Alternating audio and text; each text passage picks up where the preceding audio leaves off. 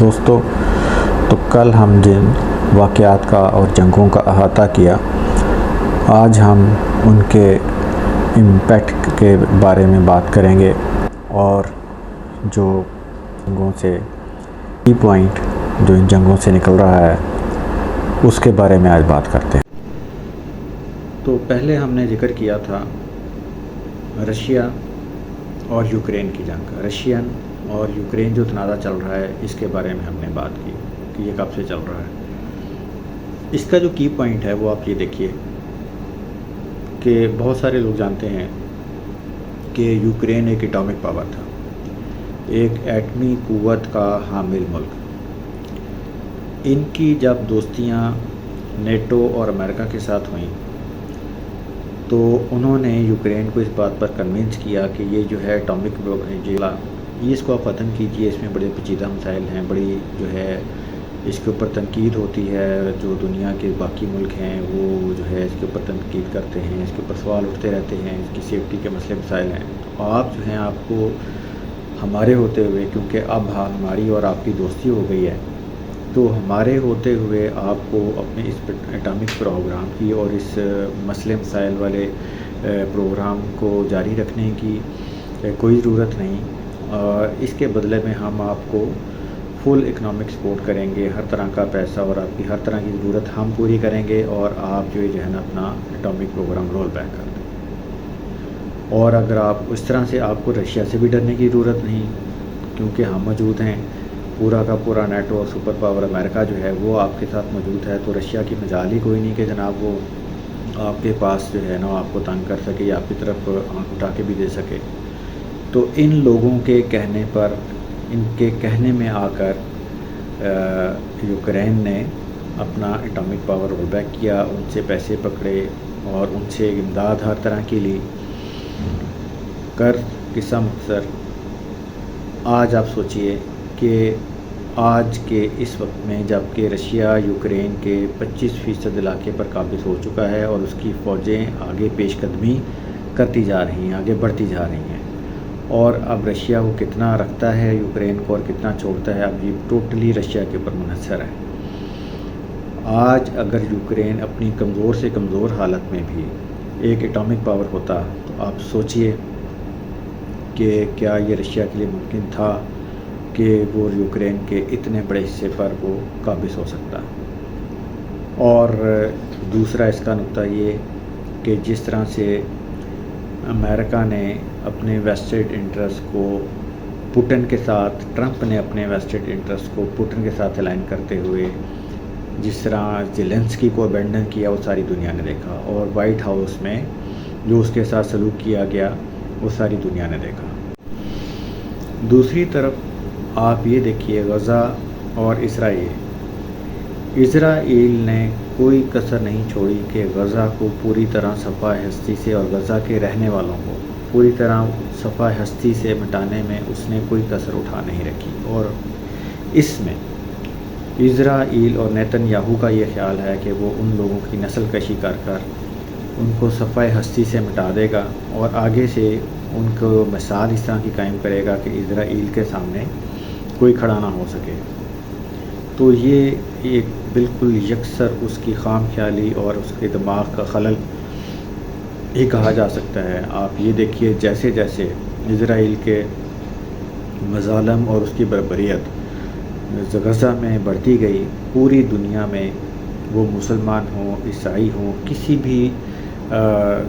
مذہب سے، کسی بھی ملک سے تعلق رکھتے ہوں، ان کی اسرائیل کے خلاف اور نیتن یاہو کے خلاف نفرت اور مظاہرے، حکومتیں جو بھی ہم کریں، حکومتوں کے اپنے انٹرسٹ ہوتے ہیں، ان کی اپنی پالیسی ہے اور ان کی اپنی کمزوریاں ہیں، لیکن عام عوام اور تنظیمیں جو ہیں وہ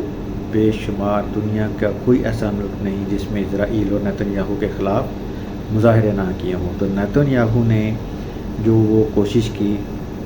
یا اس کا خیال تھا کہ میں فلسطین کو، مسئلہ فلسطین کو غزہ کے اندر دفن کر دوں گا،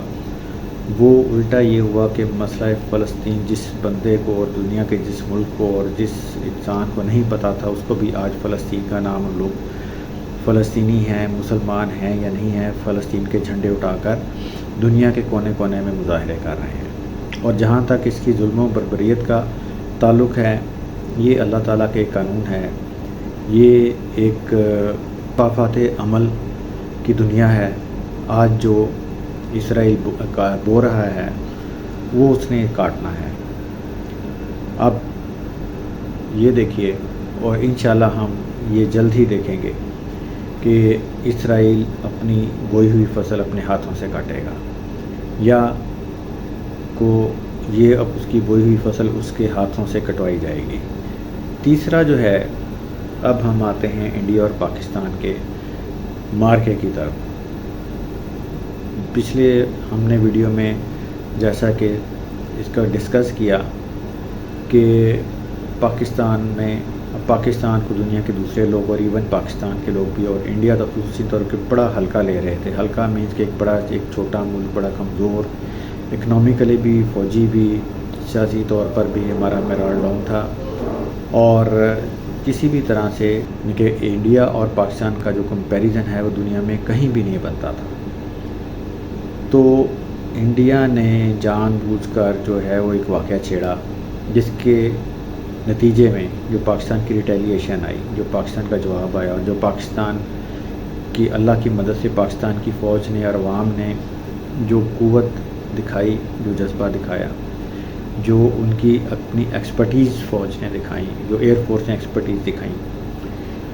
اس کے نتیجے میں ایک سارا کا سارا جو ہے وہ ایک پوری اس جیو پولیٹکس میں ایک پیراڈائم شفٹ ہو گیا۔ جیسے انڈیا کا گراف یہاں تھا تو یہاں سے ادھر آ گیا، اور پاکستان کا گراف ادھر سے ادھر چلا گیا۔ باقی سیاسی طور پر یا اس میں کوئی ہم بحث نہیں کریں گے۔ جو نقطہ میں بیان کرنا چاہ رہا ہوں وہ نقطہ یہ ہے کہ اس جو اسپیشلی جو ہماری ایئر بیٹل، جو فضائی جنگ ہوئی،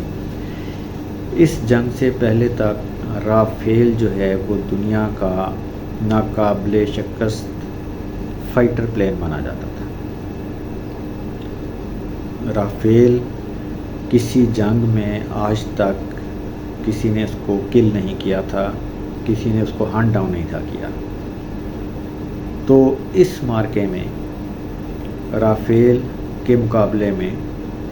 کیونکہ اب اس کی وجہ یہ تھی کہ رافیل ٹیکنالوجی کے لحاظ سے ایک بہترین، ایک اسٹیٹ آف دا آرٹ جہاز مانا جاتا ہے، آج بھی مانا جاتا ہے۔ لیکن جو فرق کیا تھا؟ فرق یہ تھا کہ اس مارکے میں رافیل کا مقابلہ ایک ایسی ٹیکنالوجی اور ایسی پلاننگ سے ہوا جس کا رافیل کو بھی کبھی پہلے سامنا نہیں کرنا پڑا تھا۔ تو بات کیا ہوئی کہ رافیل کے مقابلے میں دنیا نے دیکھا، اس مقابلے میں کہ رافیل کے مقابلے میں ایک ایسی ٹیکنالوجی وجود میں آ چکی تھی، اس جنگ سے پہلے ہی وجود میں آ چکی تھی، کہ جو رافیل کو گرانے کی کیپیبلٹی رکھتی تھی۔ صرف اس کا ٹیسٹ ہونا باقی تھا، جو اس جنگ میں پریکٹیکل ہوا، دنیا نے دیکھا، اور انڈیا کو مانتے مانتے کافی شرمندگی کے ساتھ تقریباً 1 مہینہ لگا۔ تو جنگیں جو ہیں وہ بہت سارے سبق بھی دیتی ہیں، بہت ساری مس کیلکولیشنز کو دنیا پر آشکار بھی کرتی ہیں۔ جو لوگ ایک دوسرے، جو ملک جو ہیں وہ ایک دوسرے کے بارے میں مس کیلکولیشن کر لیتے ہیں، جیسا کہ انڈیا نے پاکستان کے بارے میں مس کیلکولیشن کی، تو اس کا جواب اس کو رافیل کی گرنے کی صورت میں جو اس کو دنیا بھر میں شرمندگی اٹھانا پڑی۔ صرف ایک ہی جو ہے انڈیا کی شرمندگی کے لیے ایک واقعہ ہی اس پوری جنگ میں بہت ہے۔ انڈیا کا S-400 جو ایئر ڈیفنس سسٹم تھا، اس کو پاکستان نے پینیٹریٹ کیا، انہوں نے ہمارے بھی سسٹم کو پینیٹریٹ کیا، لیکن ایک جو کمپیریزن تھا کہ کہاں پر انڈیا اور کہاں پاکستان جو ہے، یہ ایک مت ختم ہو گئی۔ جو انڈیا کا جو بت تھا علاقہ کے تھانے دار کا، وہ ٹوٹ گیا۔ وہ باقی باتیں اپنی جگہ، لیکن جو نقطے کی بات جو میں کرنا چاہ رہا ہوں کہ اس جنگ میں رافیل کا بت بھی پاش ہوا، کہ وہ جو ایک رافیل کی بھی مت تھی کہ یہ ایک ایسا ہتھیار ہے جس کو گرایا نہیں جا سکتا، اس کے مقابلے میں ایک ایسی ٹیکنالوجی وجود میں آ چکی تھی جس کا صرف ٹیسٹ ہونا باقی تھا، جو اس جنگ میں ہوا۔ آگے چلتے ہیں۔ اب آ جائیے آپ ایران اور اسرائیل کے کانفلکٹ پہ۔ بالکل ملتی جلتی پاکستان اور انڈیا جیسی صورتحال۔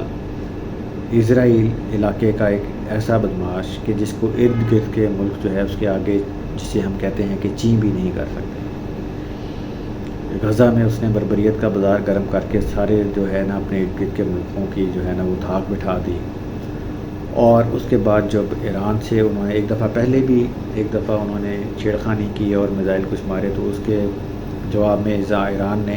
ہلکا پھلکے ان کے اوپر میزائل کا حملہ کیا اور بات وہیں پر دب گئی۔ لیکن اس دفعہ ہم دیکھ رہے ہیں کہ ایک جنگ جو ہے یہ ایک بڑی تیزی سے ایسکلیٹ ہوئی۔ ایران نے بھرپور جواب دیا، اور ہم نے اپنی جو میری عمر کے لوگ ہیں، ہم نے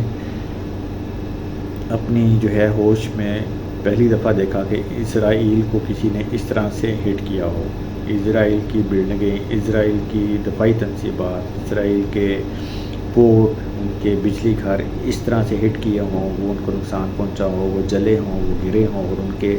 لوگ بھی بدحواس ہو کر پناہ گاہوں کی طرف دوڑ رہے ہوں۔ یہ ہم نے اپنی ہوش میں پہلی دفعہ دیکھا، اور یقین کریں دل کو بڑی ٹھنڈک ملی۔ ساری مسلم امہ جو ہے وہ آپ نیٹ دیکھیے، فیس بک اور دوسرا انسٹاگرام وغیرہ پر، اس جنگ میں جو ہے وہ پھر بات جو ہے نقطے کی، وہ نقطے کی بات یہ ہے کہ اسرائیل ایک ایسا ہوا جس کے بارے میں کہا جاتا تھا کہ اس کی طرف کوئی آنکھ اٹھا کے بھی دیکھے گا تو وہ اس کو اڑا کر رکھ دے گا، تباہ و برباد کر دے گا۔ تو ایران نے، جیسے پاکستان نے انڈیا کا وہ بت پاش کیا، تو ایران نے اسرائیل کا اس جنگ میں بت پاش کیا، اس بدماشی کا۔ ابھی کل کی بات ہے، اس میں بڑی تیزی سے ڈیولپمنٹ ہو رہی ہیں۔ آج کی ڈیولپمنٹ تب نے دیکھی اور ابھی سٹل ڈیولپمنٹس ہو رہی ہیں، اس کے بارے میں ابھی بات کرتے ہیں۔ کل کی ڈیولپمنٹ میں یہ ہوا کہ جب اسرائیل نے امریکہ کو یہاں پر اس جنگ میں ایران کے اوپر حملہ کرنے پر ڈریگ کیا، اس کو گھسیٹ کے یہاں پہ لے آئے، اور امریکہ نے جو ہے اسرائیل کی اٹامک تنصیبات پر حملہ کیا، تو ٹرمپ جو ہیں بڑے ہی ایک شیخی بھگارتے ہوئے کہا، ایک جملہ جو اس نے کہا بڑی شیخی کے ساتھ، کہ یہ وہ کام ہے کہ جو امریکہ کی ہی آرمی کر سکتی ہے۔ تو ٹرمپ نے یہ کہا کہ یہ کام تو جناب دنیا کی کوئی فوج نہیں کر سکتی تھی، یہ صرف امریکہ کی آرمی نے کیا۔ وہ جناب کیا کیا کہ اپنے سے جس ایک ایسے ملک کا جس کا ملیٹریلی اس کے ساتھ کمپیریزن ہی کوئی نہیں ہے، اس ملک کے اوپر انہوں نے دنیا کے اپنے جدید ترین جہازوں کے ذریعے B-2 بمبر کے ذریعے اپنے جدید ترین بم گرائے، جس کا ملک کا کوئی ایئر فورس بھی نہیں ہے، ٹھیک ہے جی۔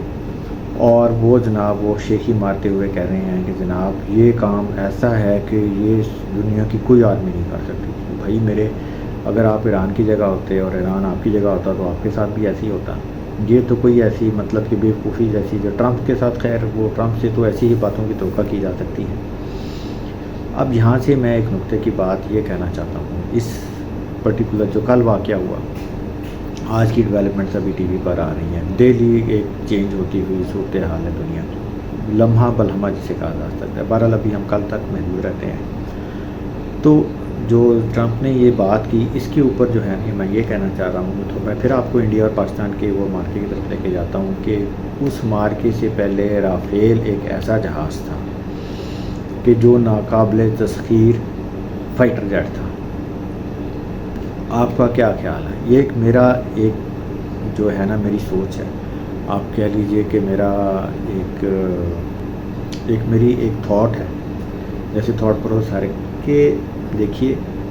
امریکہ کا جو ہے، امریکہ کا جو یہ بمبر ہے B-52، امریکہ کے یہ جو چھوٹے چھوٹے ملکوں میں یہ کرتا ہے نا، یہ افغانستان اور یہ عراق میں کر دیا، لیبیا میں کر دیا، شام میں کر دیا، تو یہ تو خیر اس کی کوئی جنگ تو نہیں کی جا سکتی، یہ تو وہ جو محلے کے فضول قسم کے بدماش ہوتے ہیں، یہ اس طرح کی بدماشی ہیں۔ لیکن امریکہ کے کچھ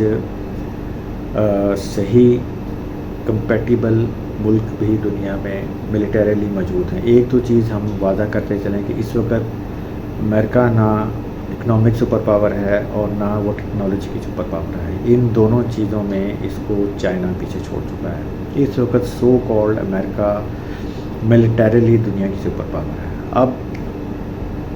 اس کے اوپر جو ہے نا یہ جو ان کی بڑی ایک انہوں نے بات کی جو بڑا شیخی جس اپنی کیپیبلٹی پہ انہوں نے ماری کہ جناب B-52 بمبر جو ہیں وہ مطلب کہ جیسے رافیل جو کہا جاتا تھا کہ جو ناقابل تسخیر ہیں، اسی طرح سے B-52 وہ سمجھتے ہیں۔ لیکن کسی کو کیا معلوم کہ رافیل جب جنگ میں اس کو اپنے ایک ہم پلہ دشمن کا سامنا ہوا، کہ ہم پلہ کمپیٹیٹر کا سامنا ہوا، تو پھر اس کو پتہ چلا کہ میری کیپیبلٹی کیا ہے۔ تو کیا ایسے ممالک جو امریکہ کے کمپیٹیٹرز ہیں ملیٹریلی، جو اس کے ہم پلہ ہیں، کیا انہوں نے اس B-52 کا کوئی اینٹی ڈوپ تیار نہیں کر رکھا ہوگا؟ میرا تو گمان ہے کہ ضرور کر رکھا ہوگا۔ فرق صرف یہ ہے کہ ابھی اس ٹرمپ کو اور امریکہ کو اور B-52 کو کبھی ایسے اپنے کمپیٹیٹر کا سامنا نہیں کرنا پڑا جو کہ اس کا ہم پلہ ہو، اور جب بھی کرنا پڑا تو میرا تو دل یہ کہتا ہے کہ یہ B-52 اور ان کے جو بحری بیڑے ہیں ان کا حال پھر دنیا دیکھے۔ تو یہ اس جنگ میں سے یہ نقطہ جو ہے، یہ کل ہی جو انہوں نے بات کی، جو ٹرمپ نے اور جب حملہ کیا اور جب بات کی، تو یہ ویسے بھی میرے دل میں بڑے دنوں سے تھا کہ یہ جو ہے نا یہ بار بار B-52 اور یہ مدر آف آل بمز اور یہ جو اس طرح سے یہ باتیں کرتے رہتے ہیں کہ بیڑا وہاں پہنچ گیا، بیڑا وہاں پہنچ گیا۔ تو یہ جو چھوٹے ملکوں کو چھوڑیے وہ تو جو ہیں، لیکن جو ان کے کمپیٹیٹر ہیں وہ جو اتنے عرصے سے اس کو دیکھتے آ رہے ہیں اور جو تیاری کرتے کرتے جنہوں نے اس کو اکنامیکلی پیچھے چھوڑ دیا، جنہوں نے اس کو ٹیکنالوجی میں پیچھے چھوڑ دیا، تو کیسے ممکن ہے کہ وہ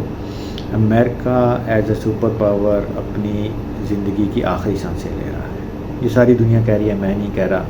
یہ کوئی نجومی کی بات نہیں ہے، یہ حقائق اور یہ فیکٹس اور فگرز کی بات ہے کہ سپر پاور صرف ہتھیاروں کی سپر پاور نہیں ہوتی، وہ ایک پورا پیکج ہوتا ہے سپر پاور کا۔ اس کا اکانومی، اس کے لوگ، اس کے ٹیلنٹ، اس کی جو ہیں وہ تھنک ٹینکس اور اس کی جو ٹیکنالوجی اور اکانومی، یہ پھر کسی ملک کو ملٹری سپر پاور بناتے ہیں۔ یہ ایسا نہیں ہوتا کہ کوئی ملک جو ہے آپ کو ٹیکنالوجی میں اور اکانومی میں آپ کو پیچھے چھوڑ دے اور آپ کو ملیٹریلی جو ہے نا وہ ایسا ہی رہنے دے۔ اور اب امریکہ نے جو ہے وہ کل 3 جو نیوکلیئر سائٹس جو ہیں ان کو ہٹ کیا ہے۔ خبریں یہ ہیں کہ ان سے جو سارا نیوکلیئر جو یورینیم وغیرہ تھا وہ نکال لیا گیا تھا۔ اب اس کا امپیکٹ جو ہے وہ ایک علیحدہ بات ہے، لیکن یہ جو ہے ٹرمپ کی شیخیاں مارنے کی عادت کسی کے فائدے میں نہیں ہے۔ اور دیکھیے گا، ہم دیکھیں گے کہ یہ جو ان کی جو ہے جو اپنی بات کرتے ہیں، جو دنیا کو ڈراتے ہیں کہ B-52 اور امریکن بیڑے اور فلانا بم اور فلانا بم اور ٹوموہاک میزائلز، یہ جب ان کے کمپیٹیٹر سامنے آئیں گے تو پھر ان کی حقیقت بھی دنیا کو پتہ لگ جائے گی۔ تو یہ کچھ نکات جو فوکل پوائنٹس، جو کی پوائنٹس میں نے آج کل کی جو جنگیں چل رہی ہیں، جو حالات و واقعہ چل رہے ہیں، ان سے میں نے میرے ذہن میں آ رہے تھے تو میں نے کہا آپ لوگوں سے شیئر کر لوں۔ اور بڑی تیزی سے ڈیولپمنٹ ہو رہی ہے۔ ابھی دیکھیے کہ یہ 1 گھنٹے کے اندر ہم نے دیکھا کہ ایران نے ریٹیلیشن میں امریکہ کے جتنے بیسز